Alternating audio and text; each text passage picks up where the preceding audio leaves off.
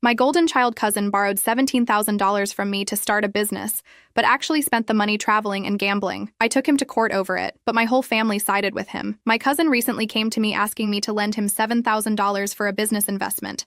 He already owed me $3,000, so at first I said no, but my parents forcefully pressured me into giving in. My cousin promised to have it back to me within 6 months as he'd have his business up and running by then. However, the 6 months passed, and not only had he not even started his business yet, but he had actually spent the $7,000 on himself. He went traveling in Asia, bought a new gaming console, and gambled the rest away. I remember the day he came to me about it, his parents and mine with him. Apparently, he felt awful for how reckless he was with the $7,000 and wants to make things right. In order to do this, he asked for another loan of $7,000, swearing that this time he'd start a business. I straight up laughed at him, but as I was in the middle of telling him no, my aunt interrupted me. She screamed that family help each other out and started relentlessly pushing me into giving him the money. The memories of being ganged up on like this resurfaced, and as my parents, my aunt and uncle, and my brother all towered over me talking about lending him the money, I essentially let them bully me into giving my brother another $7,000. As the months went on, my brother Darren, of course, never paid me back. I gave him another 6 months, and after that I started pressing him about the now total $17,000 he owed me. Of course, my family defended him, saying I was overreacting and needed to give him time. This was unfortunately no surprise, as growing up the difference between Darren and me was obvious. I remember being 16 and working long hours at a diner to save for my first car. I took every extra shift I could, while Darren didn't have to work at all. On his 16th birthday, our family threw him a big party and gave him a brand new car with a huge red bow on top. It wasn't just the car that bothered me, it was how the family treated him. They acted like Darren deserved the world, while no one seemed to notice how hard I worked. When I finally saved enough to buy a used car, there was no celebration. It felt like my effort didn't matter. One Thanksgiving, Darren casually mentioned crashing his car while racing with friends. Instead of being upset, my family laughed and brushed it off. My uncle even wrote him a check to cover the repairs. If that had been me, I'd have been grounded for months. It was always like that. When Darren struggled in school, they hired tutors and blamed the teachers. When I had trouble, I was told to figure it out on my own. Darren got everything handed to him, while I had to work for everything I had. The family saw him as special, while I was just expected to manage on my own. My mom told me to be patient. Darren has always come through for the family, and he'll come through for me too. Sure, Darren had helped family members before. He'd paid off my aunt's overdue credit card bill once, and even covered my cousin's rent when she lost her job. Everyone loved to remind me of that as if those small favors made him some sort of hero. But what they conveniently forgot was that Darren never had to worry about his own bills. My uncle had always handled his car payments, and my aunt paid his credit card debt when it got too high. His college tuition, fully covered. He never had the stress of budgeting, of choosing between paying the electric bill or the rent. Of course, he could come through when he didn't have real responsibilities weighing him down. Darren would swoop in and throw a few $100s at someone now and then, but no one had ever given him anything like the $17,000 total I'd loaned him. That was a whole different story. He was always the one offering help, not the one owing it. No one had ever asked him for anything this big, and now that I had, he couldn't handle it. Then there was the confrontation. I gathered up the family and asked Darren for the money in front of everyone. I looked around the room for some form of support when I made my statement, but all I got were blank stares. My father gave me a shrug. Darren, on the other hand, just sat there, looking smug, his hands folded in front of him like he had nothing to answer for. The aunt that he paid the credit card for broke the silence and said that I was overreacting and that family isn't just about money. She said I was causing a rift over something trivial,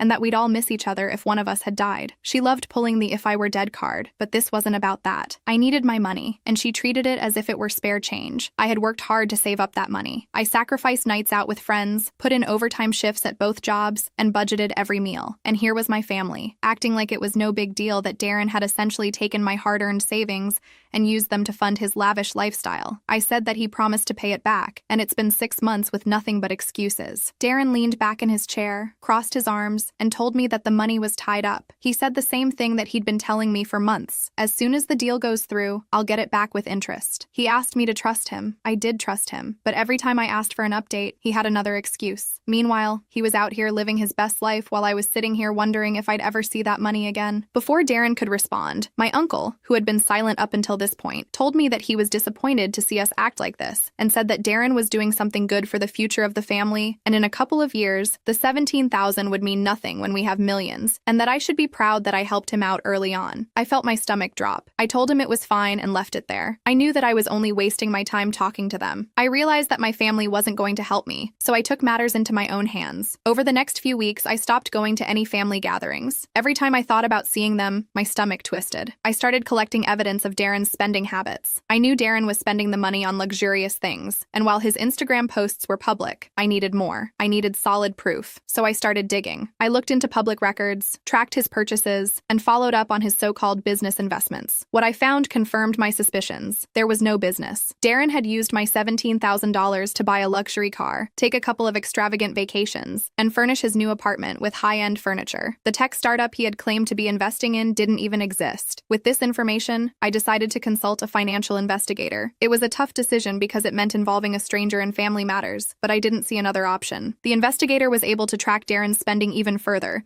and provided detailed reports that laid out exactly where my money had gone. As I looked at the final report, I felt a strange mix of relief and anger. Relief that I finally had concrete proof. Anger that I had let it get this far. But now, I had something undeniable. My plan was to present to my family to finally get them to see the truth. When I called for another family meeting, I knew it wouldn't be easy. But I thought, maybe with the evidence in hand, they would finally believe me. I was wrong. Sitting around the same dinner table, I presented everything, including the investigator's report, the public records, and screenshots of Darren's lavish spending. I even had a timeline that outlined how, from the day I loaned him the money, Darren had been using it for personal gain. At first, the room was quiet. I expected shock and maybe some apologies for not believing me sooner. But what I got instead was disbelief. My mom said that couldn't be right and that Darren wouldn't do anything like that. Darren tried to play it off. Some of the money went toward business expenses and he spent some of it on himself, but that's just how business works. He explained. He said he had to look successful to be successful. I confronted him again and told him that he took my money under false pretenses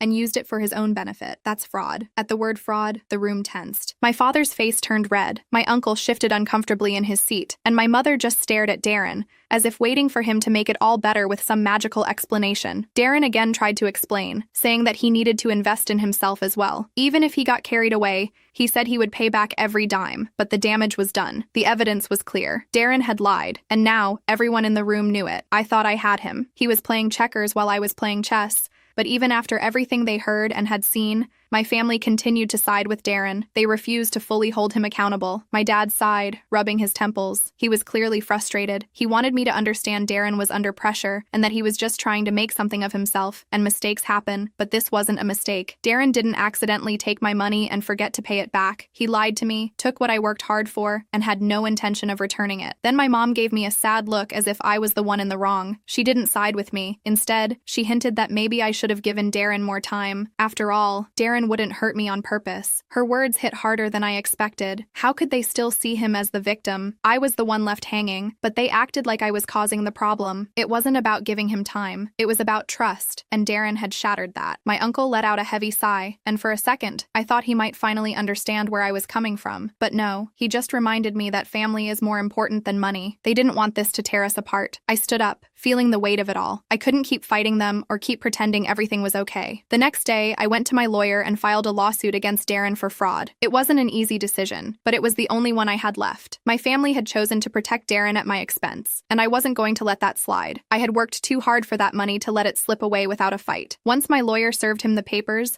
I knew that this would lead to my family disowning me. The lawsuit turned the family upside down. Darren, who had been avoiding me for months, suddenly couldn't stop calling. He begged me to drop the case and promised he'd find a way to pay misread most, and that betrayal wasn't something I could easily forget. As for Darren, his reputation was in tatters. He is in the works of paying back the money. No one trusted him anymore, so he couldn't pull the rob Paul to pay Peter scheme that he normally conjured up. At least in the end, I got my money for the down payment on my first house, and the interest helped me pay for some new furniture. Back. When that didn't work, he'd lash out, accusing me of ruining his life. But I wasn't buying it. I'd heard his excuses too many times before, and I knew better now. My parents were furious. They didn't care about the money anymore. To them, I was the one destroying the family, but I wasn't backing down. The court proceedings dragged on for months, with Darren's lawyer trying to paint me as unreasonable. During the trial, I was shocked when my uncle took the stand to defend Darren. He was there to testify that the money I had loaned Darren was given in good faith, not a loan at all, but for support. He claimed Darren had made efforts to get other family members to invest in his business too, as if that somehow justified everything. He said that I was one of the many who offered the money since I knew that starting a tech company would need a lot of startup capital. I remember Darren coming to me and asking if I wanted to be part of it, my uncle said, looking directly at the judge. He told me about the business, about how it was going to take off, and he just needed help from family. We all knew he was doing something important for his future. This wasn't a part of some scam. He made it seem like I was one of the many, but none of the others had actually given him money. That part was left out. The whole thing was framed as if Darren had been doing the right thing and I had simply misunderstood the situation. But the evidence spoke for itself. They didn't know that I had all the messages between us that showed him saying that he would pay me back. Between this, the investigator's report, Darren's spending records, and his own inconsistent testimony, it all pointed to one thing: fraud. In the end, the judge ruled in my favor. Darren was ordered to repay the full amount, plus interest, and was fined for his fraudulent actions. I wish that the court ruling brought some sense of closure, but the truth is, my relationship with my family was forever changed. They apologized, of course, once the ruling came down, but their apologies felt hollow. They had chosen Darren over me when it mattered.